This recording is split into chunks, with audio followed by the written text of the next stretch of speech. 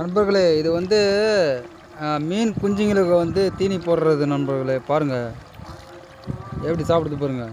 இதுமாரி தான் நம்ம கூடயே இருக்கும் மீன் குஞ்சுங்க. நம்ம தண்ணியில் இறங்கிட்டா நம்ம கூடயே சுற்றி வரும். ஏன்னா நம்ம சாப்பாடு போடுவோன்ட்டு நம்ம கூடயே இருக்கும். பாருங்கள், இப்படி தான் சாப்பாடு போடுறது.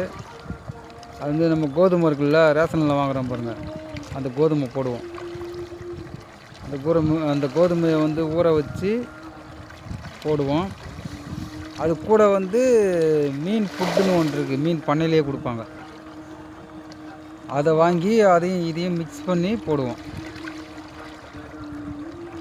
மீன் கொஞ்சம் வளர்கிற வரைக்கும், அதாவது எப்படின்னா அந்த தண்ணி பாம்பு, கொக்கு, அந்த நீர்க்கோழி,